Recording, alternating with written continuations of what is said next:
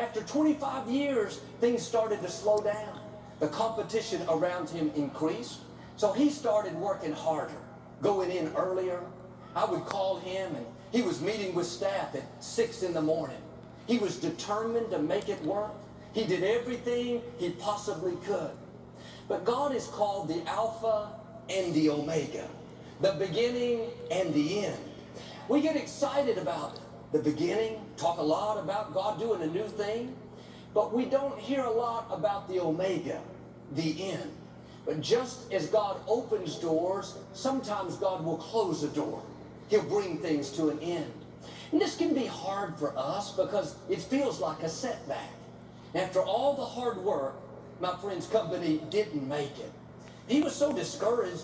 For several months, he would hardly talk on the phone. He told me how he felt like a failure. He had all these plans, but it didn't work out the way he thought. I told him what I'm telling you. The best thing you can do is just kiss it goodbye. Don't bring a failure from yesterday into today. If one dream dies, get back up and dream another dream. He got his passion back and went out and started a consulting business. All kinds of doors begin to open. Today, he has more clients, more influence, more opportunities than he's ever had. His new company is many times more successful than his own. When life doesn't turn out the way you thought, remind yourself God is still in control. Instead of being sour, losing your joy, kiss the disappointment goodbye. Quit reliving mistakes you've made, things that you wish you would have done different, wondering why it didn't work out. Like my friend, you may have done your best, given it your all, but it didn't succeed. Accept it as God's plan and move on. Our attitude should be, God, I trust you, not just with my successes, I trust you with my failures. I trust you with the betrayals. I trust you with the things that don't make sense.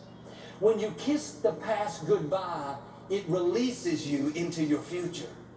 You have to be at peace with what's behind you. It's not enough to just move forward, angry, bitter, mad at God.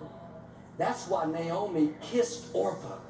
It was symbolizing, this is painful, I don't like it, I feel betrayed, but I'm at peace. Takes maturity to kiss things that don't feel good. This is what the prophet Samuel had to do. He spent years mentoring a young man named Saul. He took him under his wing and he trained him to become the next king of Israel. You can imagine how proud Samuel was when he saw this young man now grown and leading the Israelites. Everyone looked up to King Saul. He was tall and handsome. He looked like a king. But over time, Saul got off course. He made poor decisions. He eventually lost the throne. Samuel was so disappointed. He thought, God, I put all this time and energy into him. I've invested my life, and it seems like it was all a big waste. You would think God would say, I understand, Samuel. Too bad, it didn't work out.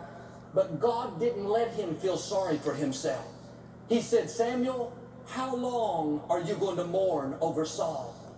God is asking us, how long are you going to mourn over what you've lost?